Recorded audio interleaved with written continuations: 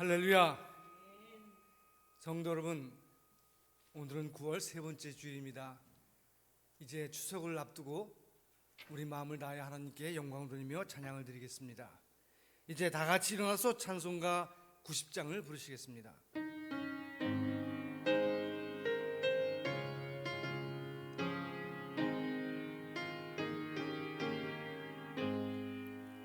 주 예수 내가 알기 전 날 먼저 사랑했네. 그 크신 사랑 나타나 내 영혼 거듭났네.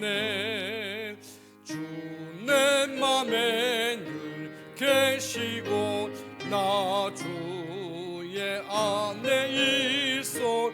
저 포도 비유 같으니 참 좋은 나의 친구. 내 친구 대신 예수님 날 구원하시려고 그 귀한 몸을 버리사 내 죄를 대속했네. 나 주님을 늘 믿으며 그 손을 의지하고 내 몸과 마음을 바쳐서 끝까지 충성하리. 내 진실하신 친구여 큰 은혜 내려주사 날 항상 보호하시고 내 방패 되옵소서. 그 풍성한 참 사랑을 위능히 끊을 소냐. 날 구원하신 예수는 참 좋은 나의 친구. 사도신경으로 신앙 고백을 드리겠습니다. 나는 전능하신 아버지 하나님 천지의 창조주를 믿습니다. 나는 그의 유일하신 아들 우리 주 예수 그리스도를 믿습니다. 그는 성령으로 잉태되어 동정녀 마리아에게서 나시고 본디오 빌라도에게 고난을 받아 십자가에 못 박혀 죽으시고 정서진 지 사흘 만에 죽은 자 가운데서 다시 살아나셨으며 하늘에 오르시어 전능하신 아버지 하나님 우편에 앉아 계시다가 거기로부터 살아있는 자와 죽은 자를 심판하러 오십니다. 나는 성령을 믿으며 거룩한 공교회와 성도의 교제와 죄를 용서받는 것과 몸의 부활과 영생을 믿습니다. 아멘. 아멘. 교동문 58번 시편 133편 말씀을 교독하겠습니다.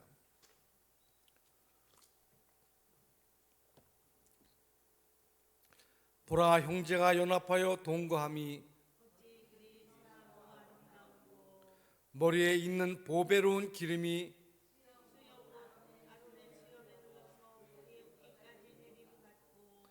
헐문에 이슬이 시온의 산들에 내림 같도다.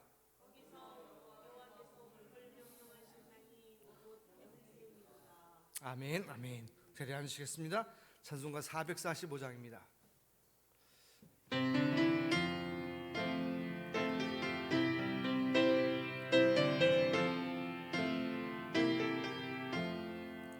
대산을 넘어 험곡에 가도 빛 가운데로 걸어가면 주께서 항상 지키시기로 약속한 말씀 변치 않네. 하늘의 영광 하늘의 영광 나의 맘속에 차고도 넘쳐 할렐루야를 힘차게 불러 영원히 주를 찬양하리. 캄캄한 밤에 다닐지라도 주께서 나의 길 되시고 나에게 밝은 빛이 되시니 길 잃어버릴 염려 없네. 하늘의 영광 하늘의 영광 나의 맘속에 차고도 넘쳐 할렐루야를 힘차게 불러 영원히 주를 찬양하리. 광명한 그 빛 마음의 바다 찬란한 천국 바라보고 할렐루야를 힘차게 불러 날마다 빛에 걸어가리. 하늘의 영광 하늘의 영광 나의 맘속에 차고도 넘쳐 할렐루야를 힘차게 불러 영원히 주를 찬양하리. 아멘. 이제 다 같이 기도하실 때 김수관 전사님께서 기도 인도하시겠습니다. 사랑과 은혜의 하나님, 코로나 바이러스로 인해 어려운 시간들을 보내고 있지만 하나님께서 우리의 삶과 건강을 지켜주심을 믿습니다. 코로나가 종식되고 우리가 함께 모일 그날까지 우리 모두가 잘 견디게 하여 주시옵소서. 속히 코로나 바이러스에서 벗어나서 하나님을 온전하게 예배하게 하시고 하나님의 백성들이 함께 모여 하나님의 사랑을 나누며 교제하게 하실 것을 믿습니다. 하나님, 우리 민족의 명절 추석입니다. 온 가족이 모여 기쁨을 나눌 때에 하나님의 은혜를 더욱 깊이 깨닫게 하시고 하나님이 부어주시는 기쁨과 행복이 가득한 명절이 되게 하여 주시옵소서. 아멘. 하나님, 우리 가운데에 몸의 질병으로 또 처한 상황으로 인해 어려움을 겪고 있는 지체들이 있습니다.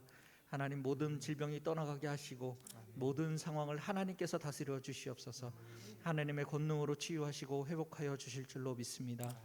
하나님, 여기에 모인 우리 모두가 드리는 이 예배가 하나님이 기쁘게 받으시는 참된 예배가 되게 하시고 이 예배를 통해 하나님을 깊이 경험하는 귀한 시간이 되게 하여 주시옵소서. 또한 이 시간에 가정에서 또 각자 처한 곳에서 온라인으로 예배를 드릴지라도 함께하는 모든 문영도의 성도들에게도 하나님의 동일한 은혜를 허락하여 주시옵소서. 하나님, 말씀을 전하시는 이문묵 담임 목사님에게 하나님의 영으로 채워주시고 충만하심을 허락해 주셔서 목사님의 입술을 통해 선포되는 말씀을 통해서 우리가 하나님의 음성을 듣게 하여 주시고 삶이 변화되며 하나님의 뜻을 깊이 깨달아하는 귀한 은혜의 시간이 되게 하여 주시옵소서. 이 시간 하나님께서 우리와 함께 계심을 믿습니다. 하나님을 기대하며 예수님의 이름으로 기도했습니다. 아멘.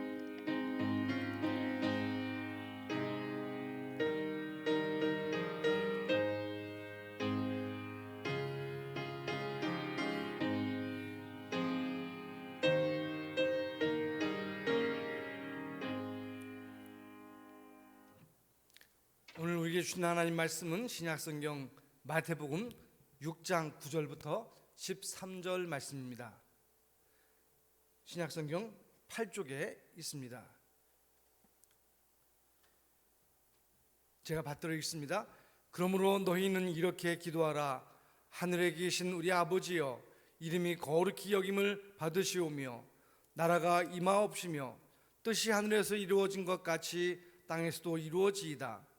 오늘 우리에게 일용할 양식을 주시옵고 우리가 우리에게 죄 지은 자를 사하여 준 것 같이 우리 죄를 사하여 주시옵고 우리를 시험에 들게 하지 마옵시고 다만 악에서 구하시옵소서. 나라와 권세와 영광이 아버지께 영원히 있사옵나이다. 아멘. 아멘. 예, 오늘도 역시 지난주에 이어서 이제 너희는 이렇게 기도하라 하는 제목으로 말씀을 증거하겠습니다. 예수님이 가르쳐주신 주기도문을 우리가 함께 생각해보는 시간입니다. 우리가 지난주에 배웠듯이 우리 신앙생활에 있어서 세 가지가 꼭 알아야 될 요소인데요. 첫 번째는 십계명이에요. 우리가 어떻게 살 것인가를 가르쳐준다고 말씀하고 있어요. 여기서 계라고 하는 것은 금하신 것이고요, 명이라는 것은 뭐뭐 해라 하시는 거예요. 그러니까 뭐뭐 해라 또는 뭐뭐 하지 말아라 하는 문장으로 되어 있는 십계명을 우리가 이제 익힘으로써 우리가 어떤 삶을 살아야 될 것인가를 알 수가 있는 것입니다. 또 우리 예배 시간마다 사도신경으로 우리 신앙을 고백하는데 그것은 우리가 어떻게 또는 무엇을 믿을 것인가를 우리에게 가르쳐주고 있습니다. 그리고 우리가 지금 함께 생각해보는 주기도문은 우리가 어떻게 기도할 것인가를 우리에게 가르쳐주고 있습니다. 그래서 예수님께서는 너희는 이렇게 기도하라 하고 우리에게 말씀을 하셨다는 것입니다. 지난주에 우리가 살핀 바와 같이 이 주기도문은요 이제 크게 네 부분으로 되어 있는데, 첫 번째 기도의 대상 뭐예요? 하늘에 계신 우리 아버지, 이거죠. 그 다음에 하나님을 향한 기도, 또 하나님을 위한 기도. 첫 번째, 이름이 거룩히 여김을 받으시오며, 두 번째, 나라가 임하옵시고, 세 번째, 뜻이 하늘에서 이룬 것 같이 땅에서도 이루어지이다. 이게 하나님을 향한 기도예요. 이어서 오늘은 이제 우리가 우리를 위한 기도, 우리를 향한 기도. 오늘 우리에게 일용할 양식을 주시고 우리 죄를 용서해 주시고 우리를 시험에서 이제 건져 주옵소서. 그리고 나라와 권세와 영광이 영원히 아버지께 있습니다. 아멘 하는 부분을 살펴보도록 하겠습니다. 제일 첫 번째 부분, 오늘 우리에게 일용할 양식을 주시옵고 하는 부분이에요. 똑같은 내용을 기록한 누가복음 11장 3절에 보면 우리에게 날마다 일용할 양식을 주시옵고 그렇게 되어 있어요. 날마다 일용할 양식을 주시옵고 그렇게 말하고 있어요. 우리가 옛날에 이 주기도문을 암송하거나 읽을 때 오늘날 우리에게 일용할 양식을 주시옵고 그렇게 되어 있는데, 이제 새로 번역된 개역개정판 우리가 지금 읽는 성경에서는 오늘 우리에게 일용할 양식을 주시옵고 그렇게 되어 있어요. 그 차이가 어디 있냐면, 오늘날이라고 하는 것은 바로 오늘 이날만 말하는 게 아니라 요즘 시대에 그런 거예요. 오늘날은 참 민심이 흉흉해졌다. 오늘날은 이제 코로나 바이러스로 많은 사람들이 고생하고 있다. 이거는 요즘 시대, 요즘을 말하는 거예요. 그러니까 과거에 오늘날 우리에게 일용할 양식을 주시옵고 하는 것은 오늘날이라는 말은 잘못 번역된 거예요. 오늘이 오늘. 영어 성경에도 보면 오늘이에요, 오늘. This day 또는 today, give us this day our daily bread, 그렇게 돼 있어요. 오늘 우리에게 일용할 양식을 주시옵고, 바로 오늘 우리에게 양식을 달라고 기도하는 것입니다. 그러니까 예수님께서 이미 너희는 뭐 먹을까, 뭐 마실까, 뭘 입을까 염려하지 말아라 하고 염려를 금하신 것이지, 그것을 우리가 필요한 양식이나 필요한 것을 하나님께 구하는 것을 금지하신 것은 아닙니다. 그럼 우리가 일용할 양식이라는 하는 단어를 한번 생각해 보겠습니다. 일용할 양식이라는 말은 어디서 나온 말일까요? 출애굽기 16장 4절에 보면 보라, 내가 너희를 위하여 하늘에서 양식을 비같이 내리니 백성이 나가서 일용할 것을 날마다 거둘 것이니라. 그렇게 말씀하고 있어요. 여러분 아시다시피 이스라엘 백성이 광야를 지날 때 하나님이 그들에게 만나를 내리셨어요. 그 만나를 내리신 것은 그날 거두어서 그날 양식을 얻는 거예요. 하나님이 매일매일 양식을 내리셨다는 거예요. 그게 바로 일용할 양식이에요. 그리고 참 놀라운 것은, 만나에서 신기한 것은 안식일 전날에는 이틀분을 거둬요. 안식일 날은 이제 거두지 않습니다. 그래서 이틀을 거두고 안식일 날까지 해먹고, 그리고 이제 또 안식일 지나면 또 매일매일 또 양식이 내려요. 근데 어떤 사람이 욕심이 있어가지고 양식을 막 이틀치, 3일치, 4일치 막 이렇게 거둬들이면 그 다음날 되면은 나머지는 다 썩어서 냄새가 나고 못 먹게 돼요. 그게 일용할 양식이에요. 매일매일 필요한 양식을 하나님이 공급해 주셨다는 거예요. 그러니까 하나님이 일용할 양식을 주셨다는 것은 바로 매일매일 필요한 양식을 주신다는 것을 의미하고 있는 거예요. 그러니까 우리에게 그런 양식을 달라고 기도하고 있습니다. 물론 이제 성경 시대에는 양식이 매우 부족했기 때문에 날마다 양식이 필요했지만, 오늘날에는 우리가 날마다 양식을 사서 또는 구해서 또는 거두어서 먹지는 않습니다. 우리가 뭐 쌀도 이제 한 달이면 한 달, 일주일이면 일주일 먹을 것을 미리 사다 놓고 매일매일 이제 밥을 하죠. 또는 며칠에 한 번씩 밥을 하죠. 그러나 여러분, 일용할 양식이라는 것은 뭐예요? 매일매일 하나님이 그 양식을 통해서 우리 삶을 책임져 주시기를 기도하는 거예요. 그러니까 말하자면 양식이라고 하는 것은 먹을 것만 의미하는 게 아니라 하루하루 필요한 모든 경제생활을 말하는 것입니다. 그 하나님이 왜 우리에게 일용할 양식을 주실까요? 일용할 양식만 주신 이유가 무엇입니까? 신명기 8장 3절에 보면 이렇게 말씀합니다.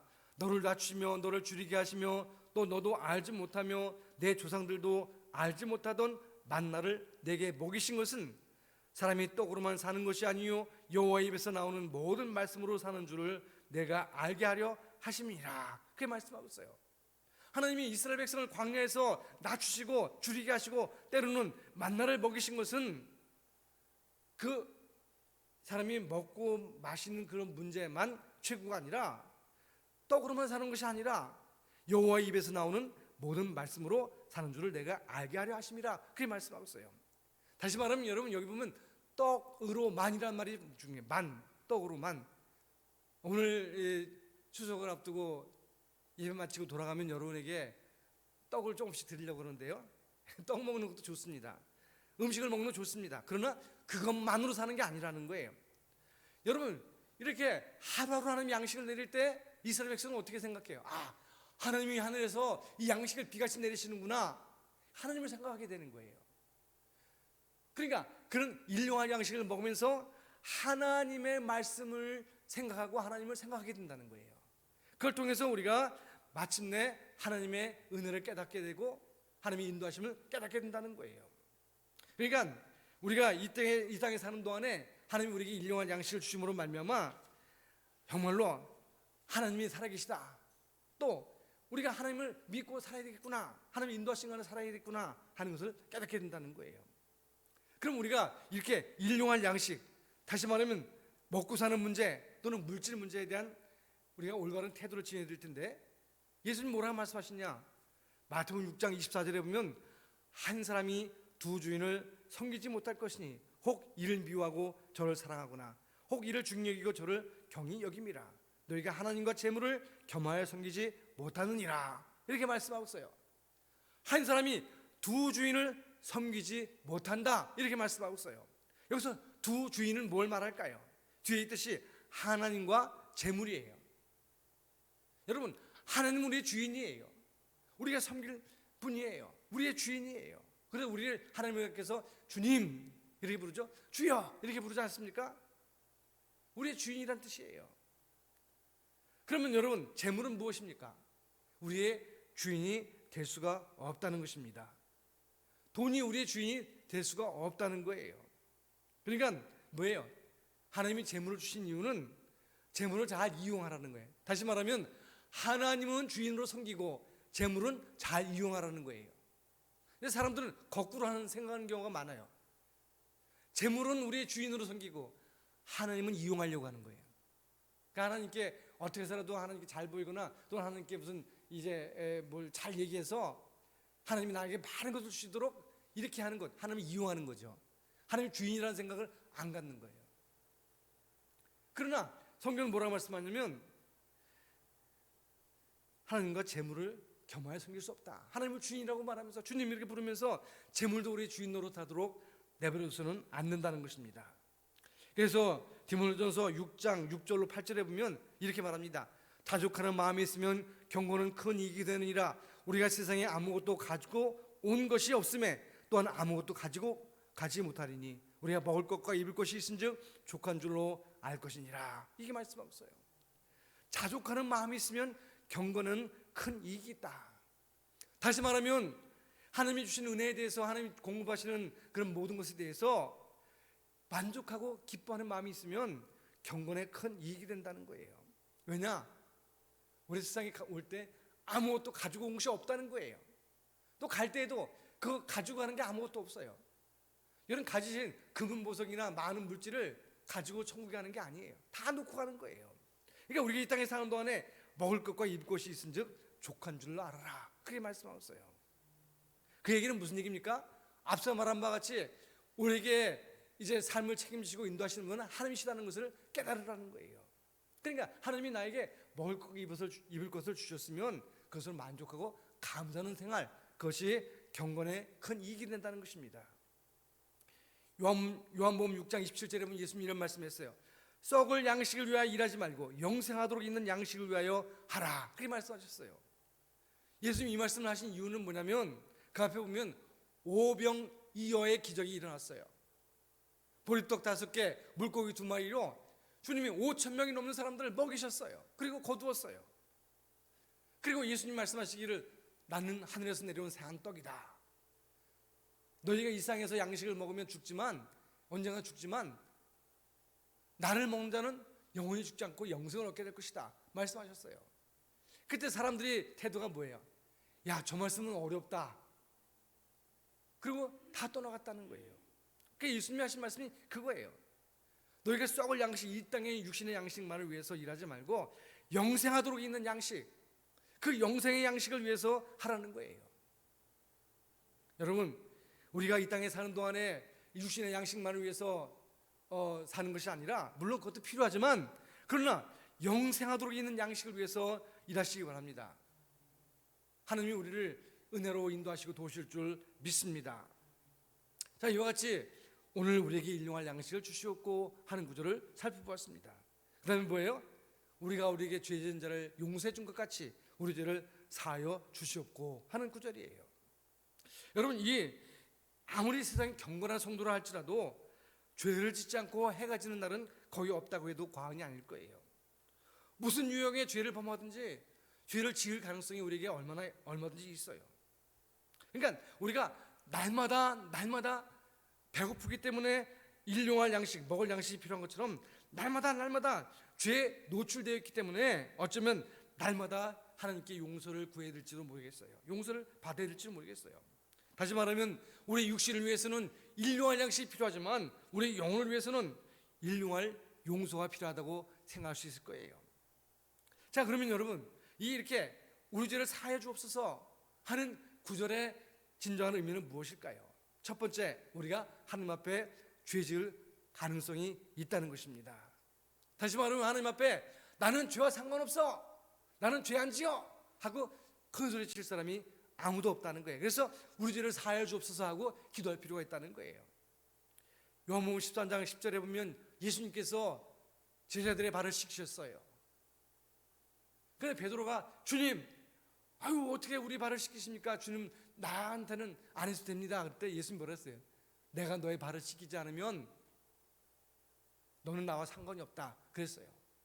근데 베드로가 뭐라 했어요? 주님, 그러면 나의 발뿐 아니라 온몸도 씻겨 주시옵소서. 그랬더니 예수님 뭐라 했어요? 요한복음 13장 10절에 이미 목욕한 자는 발밖에 씻을 필요가 없느니라. 그러니까 이것은 단순히 그냥 네가 온몸 다 씻고 목욕했으니까 이제 발만 씻으면 돼, 그런 얘기가 아니라 여기는 진정한 의미가 있다고 생각해요. 예수님이 제자들의 발을 씻기신 것은 섬김의 본을 보이신 것이며 동시에 뿐만 아니라 우리가 날마다 주님의 은혜로 발을 씻김을 당해야 된다는 거예요. 다시 말하면 우리의 소소한 죄를 용서받아야 된다는 거예요. 여러분 제가 어릴 때 보면요, 학교에 가면 용의 검사를 한 적이 있어요. 용의 검사 항상 그랬어요.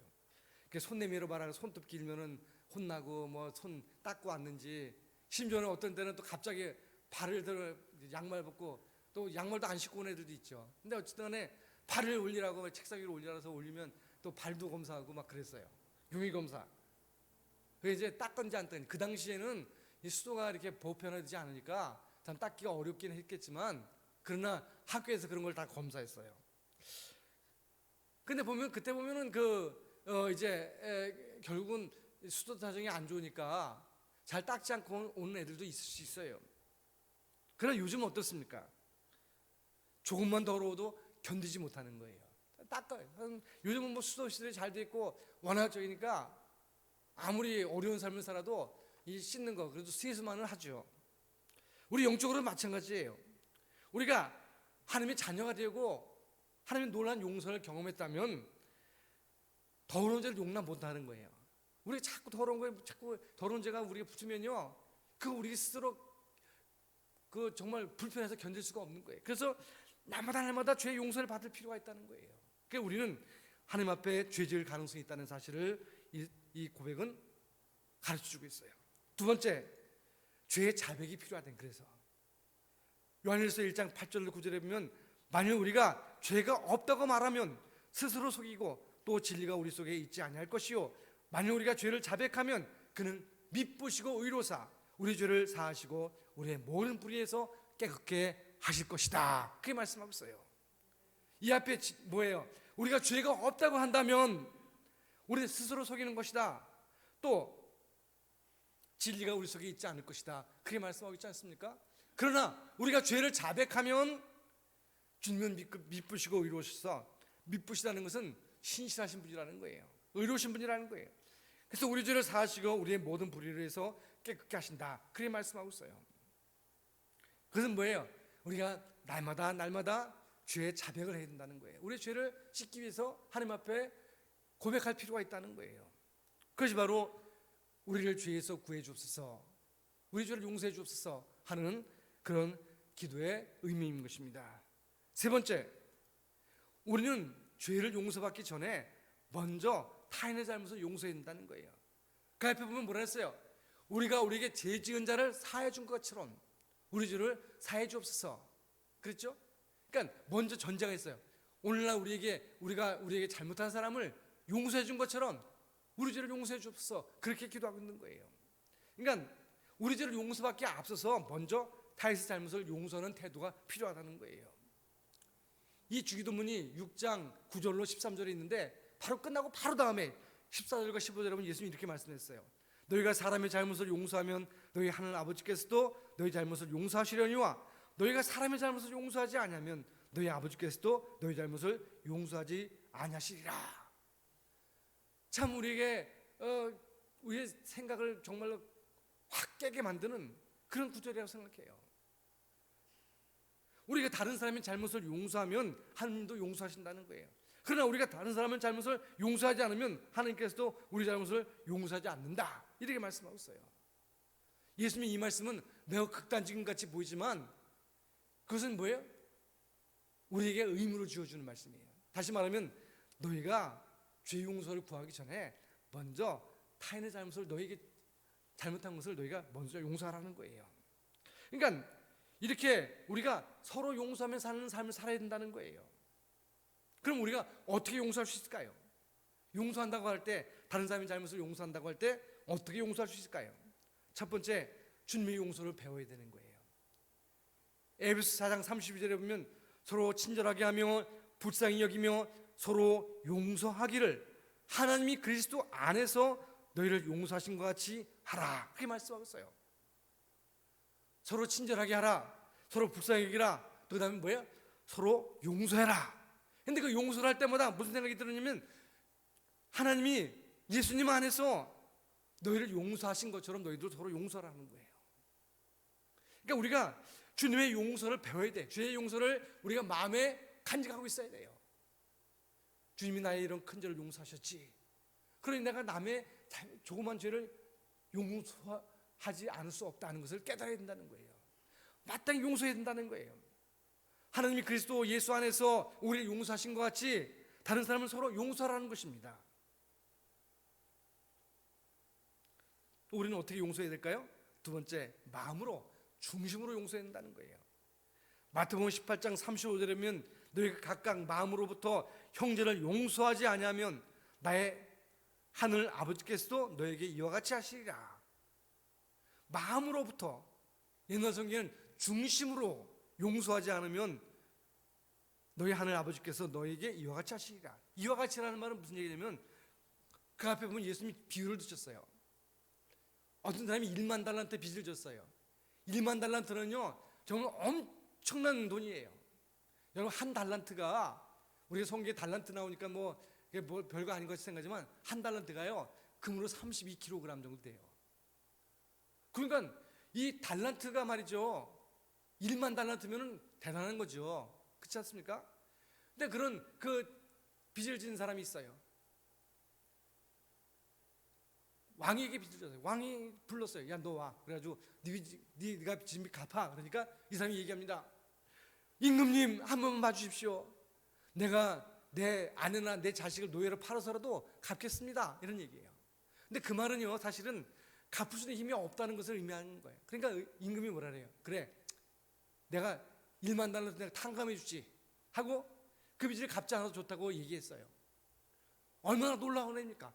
1만 달란트의 빚을 탕감받으니 얼마나 좋습니까? 그런데 길을 지나다가 자기 동료 하나를 만났는데 그 사람은 자기에게 100데나리온 빚을 진 사람이에요. 100데나리온은 여러분 뭐 요즘 뭐 많다면 많고 적다면 적을 수 있는 그런 돈인데 자기에게 데나리온 빚을 진 사람을 붙잡고 넌 내 빚 갚아 하고 얘기했어요.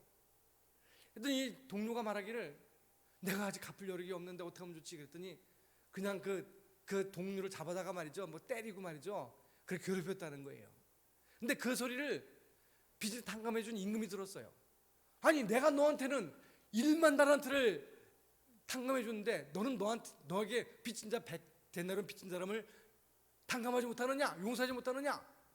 그러면 여보라, 저놈을 감옥에 가두고 몹시 괴롭혀라, 그렇게 얘기했다는 거예요. 그 얘기를 하시면서 하신 말씀이 이거예요. 너희가 각각 마음으로부터 형제를 용서하지 않으면 하늘에 계신 아버지께서 너희와 같이 이와 같이 하실 것이다. 다시 말하면 우리가 하나님 앞에 큰 죄를 용서받았음을 기억하고 그리고 우리 형제를 용서하라는 거예요. 그 용서할 때 어때요? 마음으로부터 중심으로 용서하라는 거예요. 그냥 겉으로 용서한데 용서해 그러지만 속으로 그냥 계속 그 죄를 생각하고 그 죄를 계속 되뇌며 저 사람은 나한테 이렇게 했지 하고 생각하면 안 된다는 거예요. 마음으로부터 중심으로부터 용서하라는 것입니다. 세 번째, 회개하거든 용서라는 거예요. 누가복음 7장 3절로 4절에 보면 만일 내 형제가 죄를 범하거든 경고하고 회개하거든 용서하라. 만일 하루에 7번이라도 내게 죄를 짓고 7번 내게 돌아와 내가 회개하노라 하거든 너는 용서하라 하시더라. 이게 무슨 얘기예요? 회개하거든 용서하라. 처음에는 죄를 범하면 경고하라는 거예요. 그 다음에 어떻게?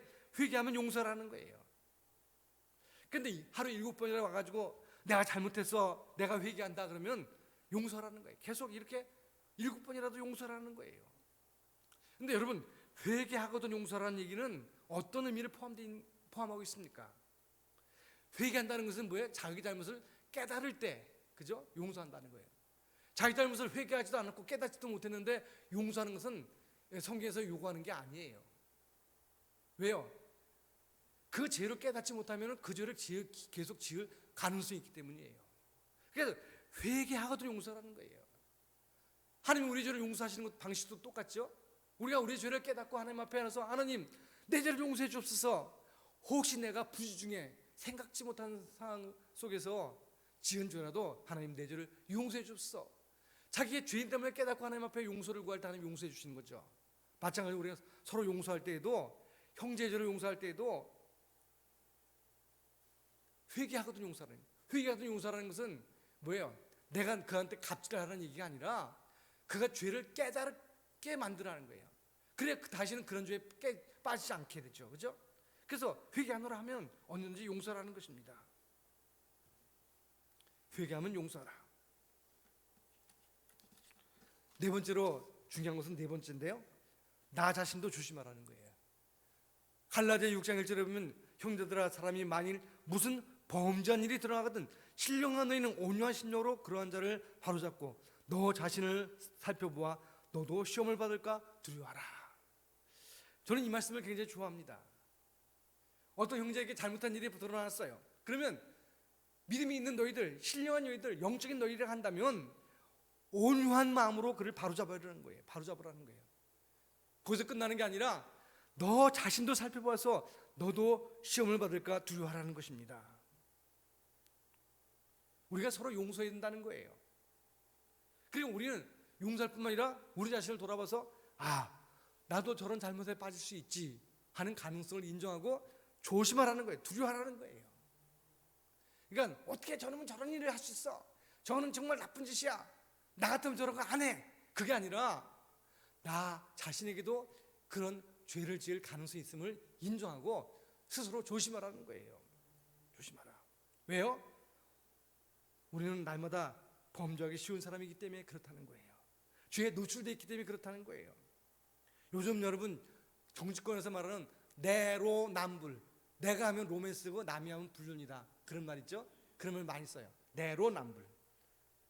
그래서 뭐 현 정권은 내로남불 정권이니 또는 야당에서 내로남불이니 뭐 이렇게 얘기하죠. 서로 정치권에 서로 그렇게 얘기해요. 그러니까 여당은 또 야당일 때 한 말 그 잊어버리고 뭐 그냥 그럴 때가 있고요. 또 야당은 자기들이 여당일 때 했던 행동이나 말들을 잊어버릴 때가 있어요. 그러니까 자기 잘못을 잊어버리는 거죠. 잘못됐다는 거예요. 그러니까 항상 남의 잘못을 보면 나도 그런 그 죄에 빠질 수 있는 가능성을 인정하고 조심하라는 거예요. 조심하라. 우리가 용서할 수 없다고 생각할 때 우리가 정말 하나님께로부터 얼마나 큰 용서를 받았는가를 생각해 보시기 바랍니다. 그리고 또 하나는 용서의 능력을 간구하시기 바랍니다.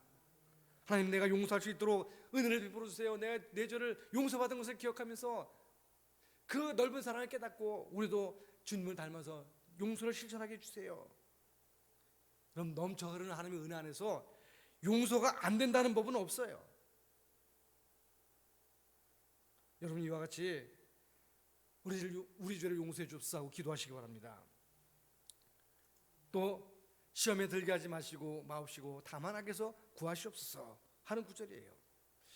죄 용서함 받은 후에 시험에 들게 하지 말아달라는 기도가 없다면 우리는 곧장 전날 범했던 죄 속으로 떨어질 수 있어요. 예수님께서 간음 현장에서 붙잡힌 여인을 말씀하셔서 뭐랬어요? 나도 너를 정죄하지 아니하노니 가서 다시는 죄를 범하지 말라, 그렇게 말씀하셨어요.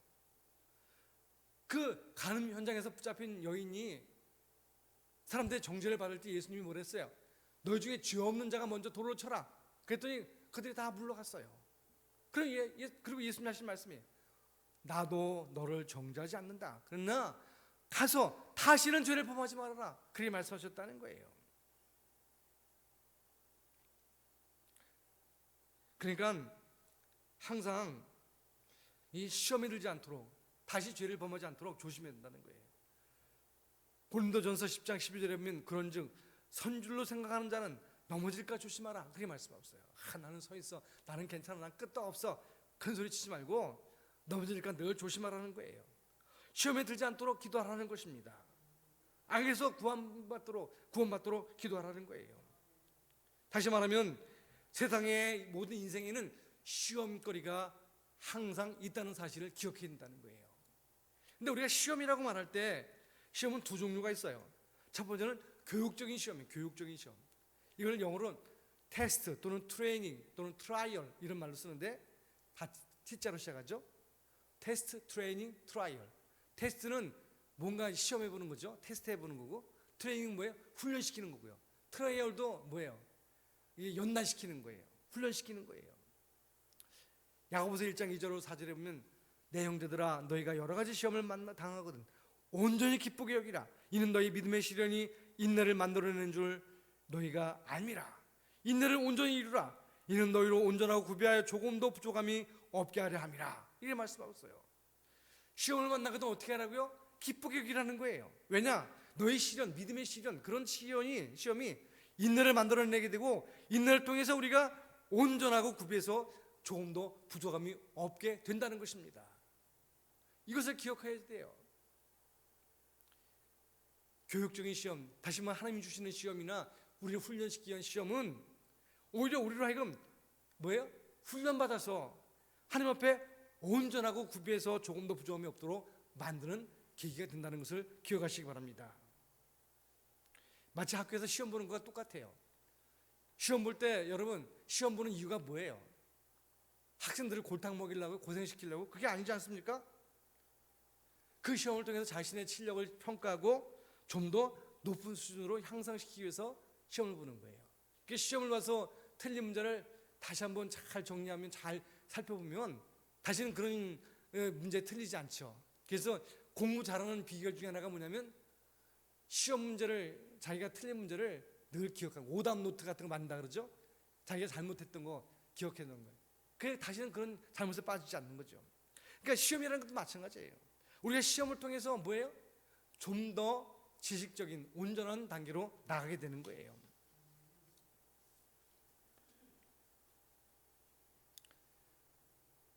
고린도전서 10장 13절에 보면 사람이 감당할 시험 받기는 너희가 당한 것이 없나니 오직 하나님은 미쁘사 너희가 감당하지 못할 시험 당함을 허락하지 아니하시고 시험 당할 쯤에 또한 피할 길을 내사 너희로 능히 감당하게 하시느니라. 하나님이 우리에게 시험을 주실 때, 우리를 시험하실 때, 테스트하실 때 감당할 만큼만 주신다는 거예요. 감당하지 못할 것은 허락지 않으신다는 거예요. 또 뭐예요? 시험 당할 즈음에, 시험에 들 즈음에 피할 길을 내사 능히 감당케 하신다, 그렇게 말씀하고 있어요. 여러분, 어려운 시험이 닥쳐왔습니까? 그러나 여러분 그 순간에도 하나님 내 이 시험을 감당할 수 있도록 인도해 주십시오. 그렇게 기도하시기 바랍니다. 다시 말하면 시험이 아주 없어지도록, 시험이 아주 우리에게 다가가지 못하도록 기도하는 게 아니라 그 시험을 이길 수 있는 능력을 달라고 기도하시기 바랍니다. 그래야 우리의 신앙이 더 성장하는 거예요. 그리고 정말로 내 감당하기 어려운 시험이 있다고 생각된다면 하나님 나에게 피할 길을 내서 능히 감당할 수 있도록 길을 열어주옵소서 기도하시기 바랍니다. 하나님 반드시 도와주실 줄 믿습니다. 신명기 8장 16절에 보면 이렇게 말씀합니다. 이는 다 너를 낮추며 너를 시험하사, 누가? 하나님께서 너를 시험하사 마침내 내게 복을 주려 하시면느니라. 하나님께서 이스라엘 백성들을 광야에서 인도하시고 그들을 시험하신 이유가 뭐냐? 테스트하신 이유가 뭐냐? 훈련하신 이유가 뭐냐? 그걸 통해서 그들이 겸손해지고 마침내 복을 주려고 그랬다는 거예요. 여러분 이것이 바로 하나님의 시험, 하나님께로부터 오는 테스트 또는 트레이닝 의미의 시험의 유익입니다. 마침내 우리에게 복을 주시는 거예요. 그렇기 때문에 아까 야고보서 1장 2절로 4절에 보면 시험이 오면 온전히 기쁘게 여기라는 거예요. 시험이 오면 복도 가까이 오는 것을 기억하시기 바랍니다. 이와 같이 하나님이 주시는 어떤 테스트나 트레이닝 같은 시험이 있는가 하면 마귀가 주는 시험이 있어요. 그거는 파괴적인 시험, 영어로 템테이션, 이거 T자로 시작하죠. 유혹이라고 말하는 말들이죠. 유혹. 요한일서 2장 16절에 보면 세상에 있는 모든 것이 육신의 정욕과 안목의 정욕과 이생의 자랑이니 다 아버지께로부터 온 것이 아니요 세상으로부터 온 것이다. 여기서 말하는 그 육신의 정욕, 안목의 정욕, 이생의 자랑, 이것은 뭐예요? 세상으로부터 왔다는 거예요. 세상으로부터. 여기서 말하는 세상이라는 건 뭐예요? 성경에 보면, 요한복음에 보면, 또 요한일서에 보면 세상은 악한 자 안에 처했다, 그런 말씀이 있죠. 다시 말하면 이 마귀로부터 오는 것이라는 거예요. 육신의 정욕, 안목의 정욕, 이생의 자랑. 이 세 가지는 정말 인간에게 그 끊임없이 오는 시험의 주제예요. 아담과 하와가 선악과로 유혹받을 때 뭐예요? 그 선악과를 쳐다보니까 먹음직했다. 예? 육신의 정욕이죠. 보암직했다. 안목의 정욕이죠. 또 뭐예요? 지혜롭게 할 만큼 탐스럽게 됐다. 다시 말하면 마귀가 뭐래서 너 그 지혜로 그 먹으면 지혜로워져서 하나님같이 될 거야 하고 명예의 시험이에요. 명예의 시험. 이생의 자랑의 시험이에요. 그러니까 마귀가 인간을 유혹할 때 이 세 가지를 가지고 육신의 정욕, 안목의 정욕, 이생의 자랑 가지고 시험한다는 거예요. 마태복음 4장과 마가복음 4장에 보면 예수님께서 40일 금식하신 후에 찾아온 게 뭐예요? 마귀가 시험했다. 성경은 그렇게 말하고 있어요. 마귀가 시험했다. 거기도 보면요, 돌이 똑똑이가 되게 해라 그랬죠? 그건 뭐예요? 먹는 문제, 육신의 정욕의 문제예요. 그 다음에 뭐예요? 성령 꼭대기에서 뛰어내려라. 그럼 사람들이 너를 보고서 야, 천사가 그 발을 부딪히지 않게 받드는 걸 보고서 사람들이 너를 섬기지 않겠느냐, 그렇게 됐죠? 그게 뭐예요? 안목에 눈으로 보는 것의 정욕이에요. 그다음 뭐예요? 성령 꼭대기에 세상 모든 만국의 영광을 보여주면서 나한테 절해라. 명예의 문제, 명예의 문제. 이생의 자랑의 문제예요. 이와 같이 뭐예요? 마귀는 육신의 정욕과 안목의 정욕과 이생의 자랑을 통해서 인간을 유혹한다는 것입니다. 그럼 여러분, 우리가 그런 시험을 어떻게 이길 수 있을까요? 첫 번째 뭐예요? 말씀을 이기는 거예요. 사탄이요, 마귀가 예수님을 시험할 때 예수님 40일 동안 금식하셨잖아요. 그런데 돌로 떡덩이가 되게 하라 그랬어요. 그거 먹으면 이제 먹는 문제 해결되는 거예요. 배고프니까요. 순간 배고팠어요. 근데 예수님 뭐라 했어요? 기록되었으되 사람이 떡으로만 살 것이 아니요 하나님의 입으로 나오는 모든 말씀으로 살 것이니라. 기록되었으되 그랬어요. 또 그 뒤에 보면 기록되었으되 주 너희 하나님을 시험하지 말라. 기록되었으되 주 너희 하나님께 경배하고 다만 그를 섬기라. 뭐예요? 따라합시다. 기록되었으되. 이 말씀을 통해서 시험을 물리쳤다는 거예요. 마귀의 시험을 물리쳤다는 거예요. 그러니까 하나님 말씀을 우리 마음에 두음으로 말미암아 우리가 시험을 이길 수 있다는 거예요. 두 번째 시험 이기는 비결, 기도의 기도. 마태복음 26장 41절에 시험에 들지 않게 깨어있어 기도하라. 마음은 원이로 내 육신이 약하다. 마지막 겟세마네 동산에서 예수님이 하신 말씀이에요. 시험에 들지 않게 깨어서 기도하라. 다시 말하면 너희가 잠자고 잠들고 있으면 시험에 들 수밖에 없다는 것입니다. 깨어 있으라는 거예요. 깨어 있다. 깨어 있다는 의미는 뭐예요? 기도한다는 거예요. 기도한다. 여러분 영혼이 늘 깨어 있기를 바랍니다. 기도하는 사람 되시기 바랍니다. 그래야 마귀를 이길 수 있는 거예요. 기도. 세 번째, 어떻게 이길 수 있습니까? 시험의 틈탈 기회와 장소를 거부해야 되는 거예요. 시편 1편 1절에 보면 여러분 다 하신 말씀, 복 있는 사람은 악인의 꾀를 따르지 아니하며 죄인의 길에 서지 아니하며 오만한 자의 자리에 앉지 아니하며, 이렇게 말씀하고 있죠. 여러분, 따르다가 뭐예요? 그 길에 이제 아주 멈춰서 같이 작당하고, 나중에는 앉아가지고 그냥 뭐 완전히 그냥 거기에 그야말로 들러붙는 그런 상황을 말하는 거죠.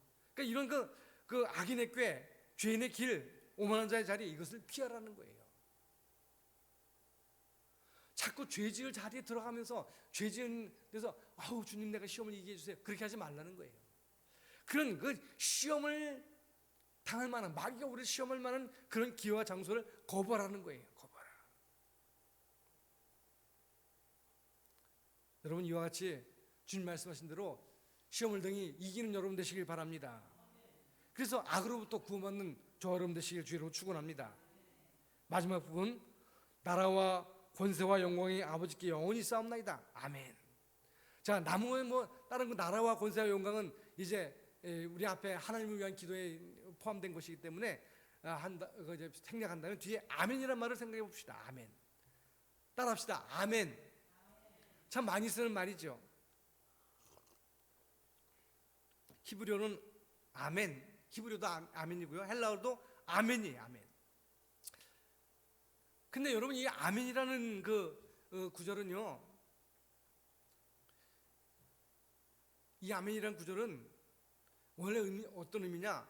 진실로, 그런 뜻이에요. 또는 그렇습니다, 또 그렇게 되기를 원합니다, 그런 뜻이에요. 우리말로 아무렴, 또 경상도 방언으로 하모, 다 그 비슷한 말이죠. 그죠? 참 이상해요.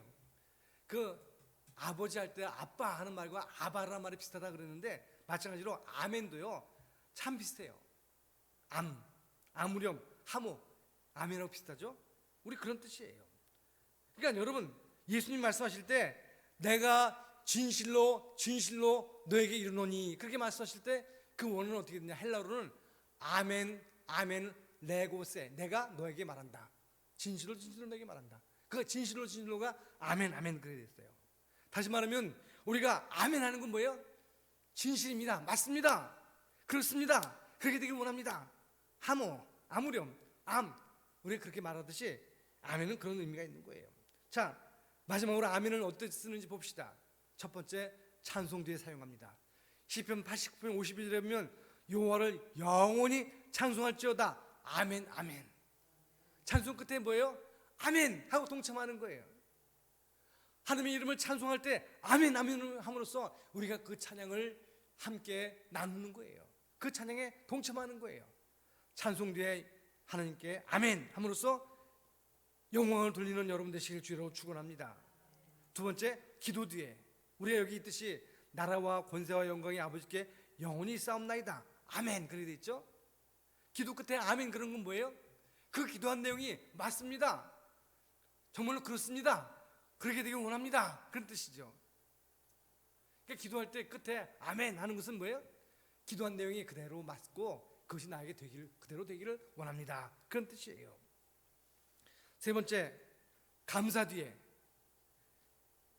고린도전서 14장 16절에 보면 내 감사에 어찌 아멘하리요, 이렇게 되어 있는데, 우리가 감사하고 난 다음에 아멘함으로써 그 감사에 동참하는 거예요. 그래서 제가 설교를 준비하면서 아멘이라는 용도를 쭉 살펴보니까요, 구약성경, 신약성경에 한 40번 정도 나와요. 아멘이 많이 나와요. 근데 그 모든 구절 중에서 감사와 찬양 뒤에 있는 아멘이 가장 많은 것 같아요. 그 뭐예요? 그 감사와 찬양을 드릴 때 뭐예요? 아멘함으로써 우리가 거기 동참하는 거예요.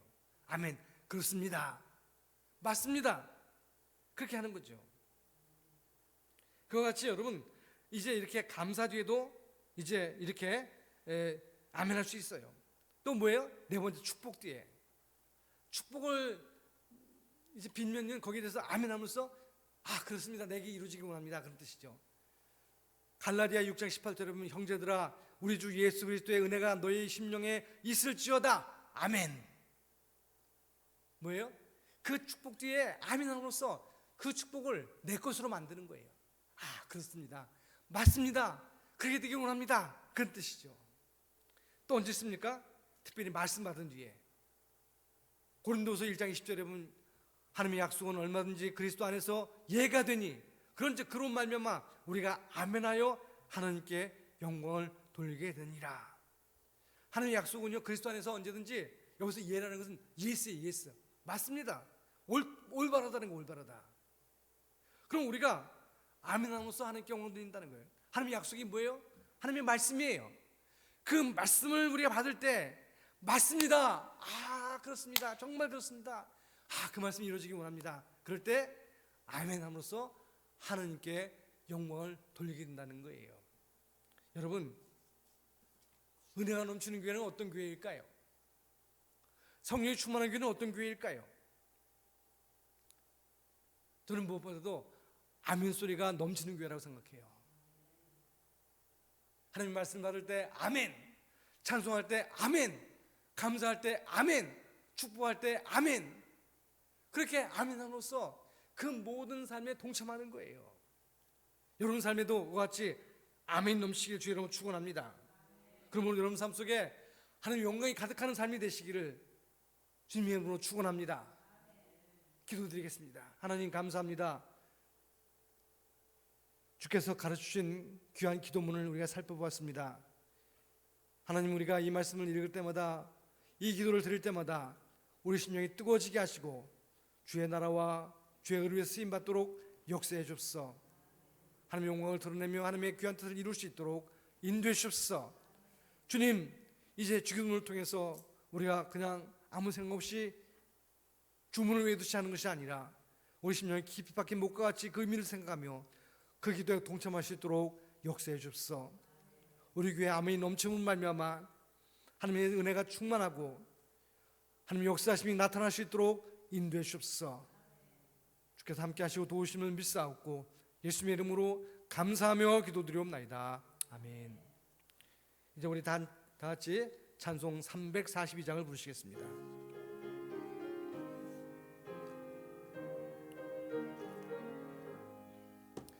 너 시험을 당해 죄 짓지 말고 너 용기를 다해 곧 물리치라.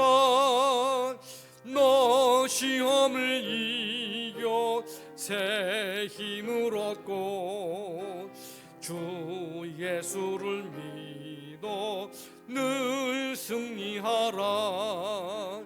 우리 구주의 힘과 그의 위로를 빌라. 주님 내 편에 서서 항상 도우시리. 내 친구를 삼가 잘 선택하고 너 언행을 삼가 늘 조심하라. 너 열심을 다해 늘 충성하고 온 정성을 다해 주 봉사하라. 우리 구주의 힘과 그의 위로를 빌라. 주님 내 편에 서서 항상 도우시리. 잘 이기는 자는 상 받으리니 너 낙심치 말고 늘 전진하라. 내 구세주 예수 힘 주시리니 주 예수를 믿어 늘 승리하라. 우리 구주의 힘과 그의 위로를 빌라. 주님 내 편에 서서 항상 도우시리. 아멘. 기도드리겠습니다. 하나님, 우리의 삶을 인도하시고 우리에게 일용할 양식을 주시며 날마다 믿음으로 승리할 수 있도록 샘 부어주심을 감사드립니다. 온 성도가 주님 앞에 감사하며 귀한 예물을 드리오니 주님 그 손길마다 복되게 하시고 하나님의 은혜 가운데 그들의 기도가 깊어지고 하나님의 은혜 가운데 그들의 삶이 굳건해지고 하나님의 은혜 가운데 그들이 더욱더 복된 삶을 살 수 있도록 역사해 주옵소서. 우리 하나님, 우리가 물질을 가지고 주님 앞에 드리며 우리의 마음을 담아 드리오니 주님 받아주시고 주의 영광과 능력이 충만한 삶을 살 수 있도록 역사하시고 주님의 은혜 안에서 승리하도록 샘 부어 주옵소서. 날마다 우리를 인도하시고 도우시는 하나님의 이름을 찬양합니다. 주께 감사하며 영광 돌립니다. 주여 우리를 다스리시고 역사하시고 함께하사 우리 삶이 주님의 인도하시는 가운데 승리하는 삶이 되게 하시고 날마다 주님 주시는 은혜로 풍성한 삶이 될 수 있도록 역사해 주옵소서. 믿사옵고 예수님의 이름으로 감사하며 기도드리옵나이다. 아멘.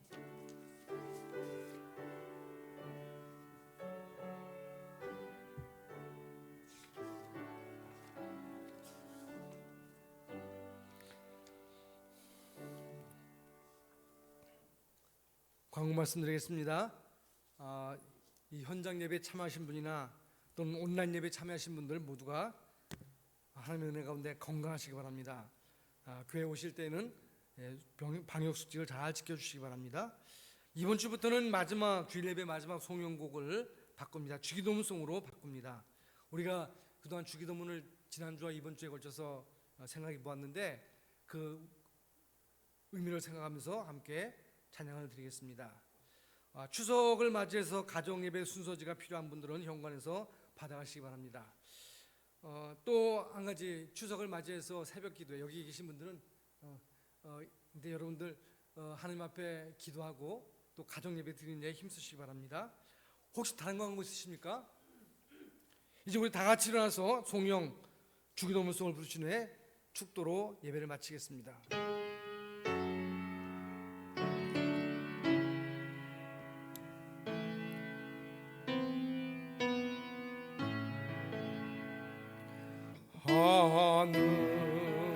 하늘에 계신 아버지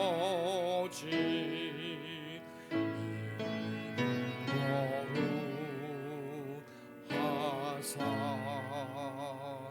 주님 나라 임하시고 뜻이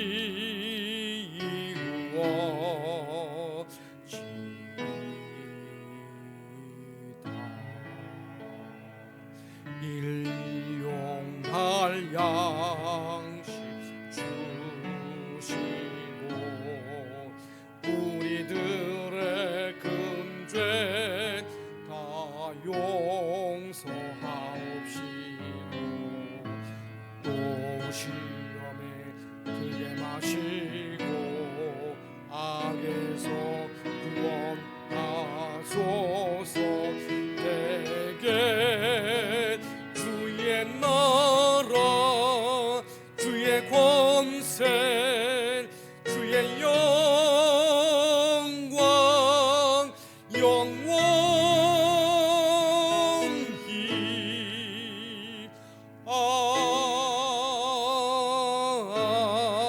아멘.